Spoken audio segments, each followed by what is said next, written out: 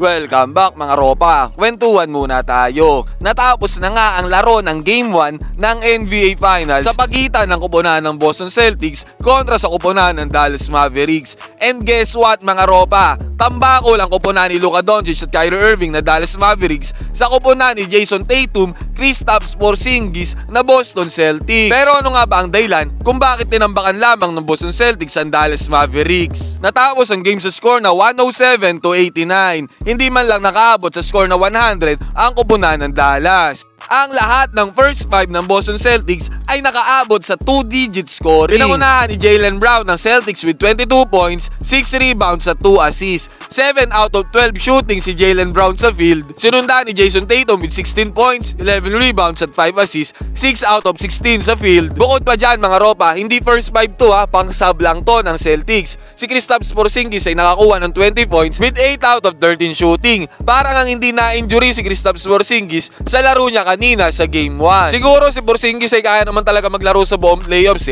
Parang ni-ready lang talaga sa NBA Finals. Sariwang-sariwa Ayun tuloy natambakan ng Dallas Mavericks. Kayo mga ropa, what are your thoughts? Pwede kayong mag-comment dyan sa baba. Porzingis gets away inside and throws it down.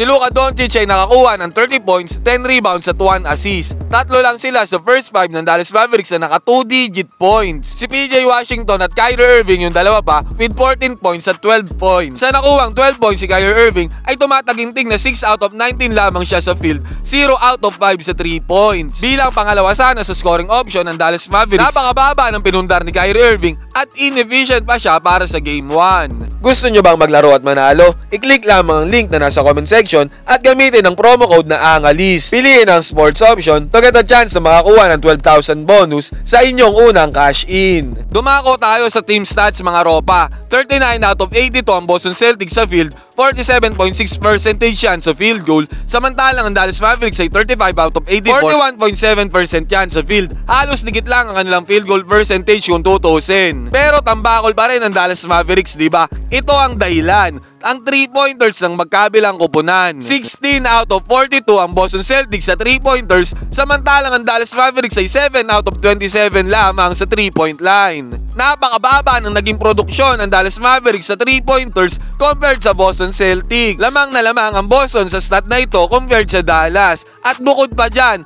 ang assist ng Boston Celtics ay 23 compared sa 9 assist lamang ng Dallas sa buong game. Kung titignan natin mabuti mga ropa, itong dalawang stat na to ang naging main factor kung bakit tinambakan ng Boston Celtics ang koponan ni Luka Doncic sa Dallas Mavericks. In conclusion mga ropa, ang napakagandang laro ni Kristaps Porzingis para sa Boston at ang pagiging inefficient ni Kyrie Irving para sa Dallas Mavericks, ang 3-pointer difference ng magkabilang koponan kung saan lamang na lamang ang Boston at maging ang assist na stat kung saan nakakuha ang Boston ng 23 assists compared sa napakababang nakuha na 9 assists lamang ng Dallas. Ito ang mga main factors na nagpatalo at nagpatambak sa Dallas Mavericks. Kayo mga ropa, what are your thoughts? Pwede kayong mag-comment dyan sa baba, magkwentuhan tayo.